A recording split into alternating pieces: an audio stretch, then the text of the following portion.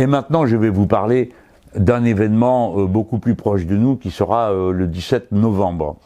Le 17 novembre, une consigne est partie du milieu des gens ordinaires, on va dire, des gens du commun, appelant ce jour-là à faire quelque chose pour protester contre l'augmentation du prix du carburant. Et cet appel s'est propagé très rapidement par les voies les plus diverses, mais surtout par la voie des réseaux sociaux. Une fois de plus, les réseaux sociaux de communication auront joué le rôle de propagation d'une volonté d'action. Alors déjà, c'est une première chose à observer. C'est pas les réseaux sociaux qui ont créé la volonté d'action.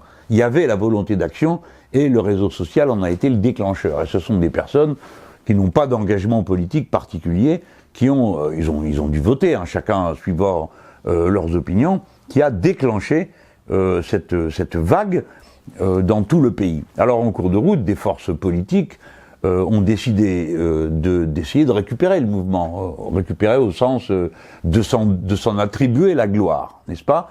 Et je pense qu'en agissant de cette manière, elles ont plutôt fait courir le risque que le mouvement s'étouffe, meurt, parce que beaucoup de gens veulent protester contre l'augmentation du carburant, mais ils n'ont pas l'intention, en le faisant, de donner raison à tel ou tel parti. C'est pourquoi nous autres, les Insoumis, nous souhaitons le succès du 17 novembre. Nombre des députés insoumis seront sur le terrain présents avec les gens qui vont opérer des blocages ce jour-là, mais nous n'avons pas voulu faire d'appel qui puisse donner l'impression que nous voudrions prendre pour nous la responsabilité ou la paternité politique de ce mouvement, parce que c'est pas vrai. Alors, premièrement, c'est pas vrai, c'est un mouvement qui part des gens eux-mêmes et qui est auto-organisé. Et deuxièmement, la condition pour qu'il marche, c'est que justement, il n'y ait pas de récupération politique. Et nous, ce qui nous intéresse, c'est que ça marche. C'est-à-dire qu'un rapport de force énorme, enraciné dans la profondeur du pays, se dresse face au budget macroniste, parce que tout ça a une raison d'être. Si le carburant augmente, c'est d'abord parce que les taxes augmentent, et si les taxes augmentent, c'est parce qu'il faut compenser dans le budget de l'État les pertes de recettes, l'argent qui ne rentre pas, du fait de la suppression de l'impôt sur la fortune et de divers autres avantages qui ont été donnés aux plus riches de notre pays, qui ne partagent plus l'effort avec le reste du pays, mais se contentent d'engranger toujours plus, d'accumuler, avec l'action complice, active du gouvernement Macron. N'ayez pas d'autre idée. Alors les macronistes ont immédiatement, les macronistes et leur énorme appareil médiatique, ont immédiatement essayé de transformer ça en, premièrement, c'est une manifestation d'extrême droite. Non, je peux vous dire qu'il y aura des insoumis partout, et les insoumis ne sont pas d'extrême droite, et il y aura des gens qui n'ont pas d'engagement politique particulier, il y en aura de tous les bords, de tous les tableaux. Donc non, ce n'est pas vrai, ce n'est pas une manifestation d'extrême droite, et le fait que j'en souhaite le succès, et que mes amis vont s'y impliquer partout, n'en fait pas non plus une manifestation insoumise. C'est une manifestation populaire, auto-organisée, d'initiative réellement citoyenne, pas des gens déguisés en citoyens qui se racontent qu'ils représentent les citoyens. Non, c'est vraiment des gens qui ont... Pourquoi ils font ça? Ils font d'abord parce qu'ils savent que ce qu'on raconte est faux. Je veux dire, ce que raconte le pouvoir est faux. Ce n'est pas une taxe écologique, ce n'est pas vrai. Il n'y a personne qui peut rouler 10 km de moins que ce qui roulait la semaine d'avant. Les gens sont obligés de rouler.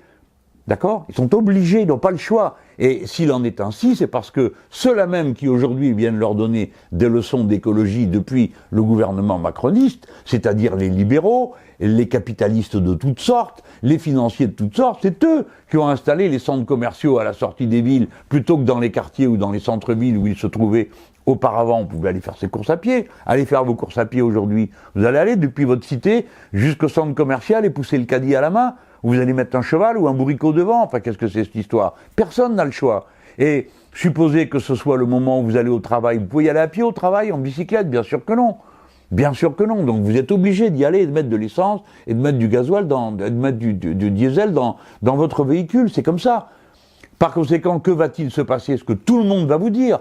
Ça va coûter plus cher, donc les gens auront moins de pouvoir d'achat, mais comme ils seront obligés de se déplacer exactement comme avant, eh bien, ils vont ou bien moins manger, ou ne pas se soigner, ou renoncer à des loisirs, ou à certaines dépenses élémentaires. J'ai dit que pour 20 km pour aller à son boulot, c'est 200 € par mois. Et si vous êtes au SMIC, eh ben ça représente 17% de votre salaire. Donc c'est des quantités, c'est des sommes et des quantités considérables dont on parle là. Et ceux qui ont essayé d'organiser un tableau dans lequel soit on dit voilà, il y a tel ou tel parti qui est très important dedans, ou qui essaye de raconter que c'est une lutte entre ceux qui ont une conscience écologique et ceux qui n'en ont pas. Hein, vous vous rappelez Griveaux, le porte-parole du gouvernement, qui a dit oui, en gros c'est les gros beaufs avec leurs cigarettes qui roulent au diesel. Ben vas-y toi, hein, va les porter sur ton dos, ça fera une différence. Bon, eh bien ce mépris pour le peuple, et qui est absolument pas fondé, n'a fait qu'aggraver la colère des gens. Et moi je le comprends, parce que jamais les Français ont été aussi prêts et disposés à comprendre les mesures qu'il faut prendre sur un plan écologique qu'aujourd'hui. Dans le moindre village de France, partout où on vous permet de trier vos poubelles, vous le faites. Eh bien, pourquoi je prends cet exemple? Parce que c'est le plus intime. C'est à la maison que ça se passe. C'est vous êtes en train de faire à manger, vous déballez les courses, hein, eh bien, partout où on peut, on va mettre les emballages dans un sac, on va mettre les produits organiques dans un autre, dans une autre poubelle, etc. Des millions de Français font ça. Et si on leur demandait d'autres choses, ils les feraient aussi. Et si on leur dit on ne roule plus au diesel et tenez, je vous donne un chèque, allez vous acheter un autre véhicule, eh bien ils iraient acheter un autre véhicule. Mais il n'y a aucune raison de les punir et de les insulter par-dessus le marché. Les punir en leur volant une partie de leur pouvoir d'achat au profit des riches. Oui, au profit des riches. Vous allez payer la différence de l'argent qui ne rentre pas dans la caisse de l'État parce que les très riches de notre pays ne payent plus d'impôts sur la fortune. Vous allez payer parce que les très grandes entreprises qui accumulent des profits dans notre pays ne payent pas d'impôts dans notre pays.